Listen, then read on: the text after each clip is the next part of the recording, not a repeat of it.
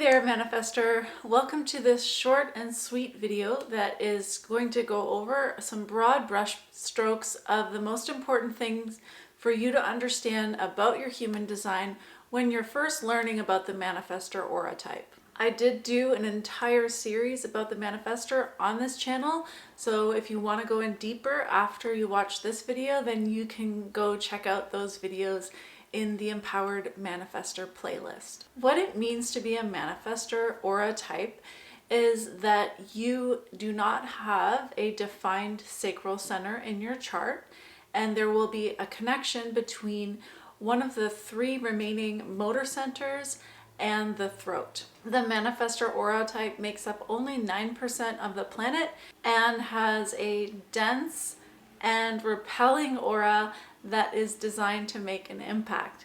Now, that doesn't mean that a manifestor is going to have a dense and repelling personality. In fact, oftentimes I've noticed that it's quite the opposite, that the manifestor can be very charming, very kind, very loving, and at their very best, peaceful. So let's make sense of some of the things that I just shared. First of all, having no sacral definition.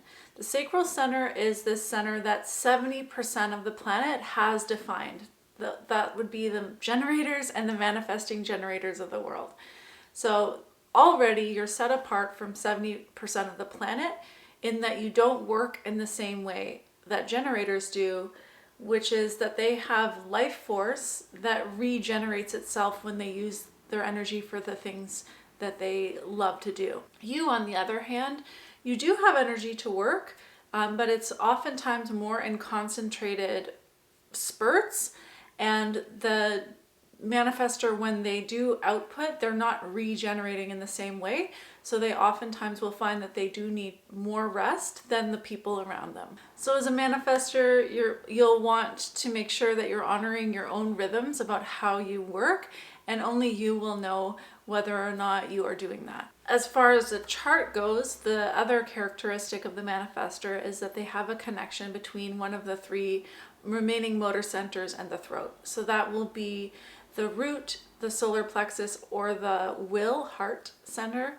These three motors also have very different characteristics, and if you want to learn about them and look at the motor that you have in your chart connected to the throat or the motors, you can check out the videos about those centers on this channel. But in essence, that motor, that energy that's propelling you is connected with the throat center, and the throat is where things manifest. Things come into action, into deed, into word. So that means that the manifestors are really good at just getting things started, to get up and go, like have an idea and then just start and make it happen. Of all the types, the manifestor is the one that initiates and gets things started. And they can also be an initiating force in other people's lives just by saying something and it makes an impact. The manifestor aura is dense and repelling because it's really here to they're really here to make an impact. So the aura has these traits that allow them to move through the world and kind of like a bowling ball have this effect that they're causing pins to fall over, or not necessarily that they're making a negative impact, but they are impacting their environment. Unlike the other types where what is for them is coming to them, the manifestor needs to move out into the world with the impact that they're here to make. And so nothing that you want as a manifestor is just going to come to you. You have to take action. You have to move forward towards what you want. And that really is about being empowered. Hence why I called my series the Empowered Manifestor. Because the manifestor type is naturally making an impact as they move through the world, it's courteous and it paves the way for them when they employ the strategy of informing.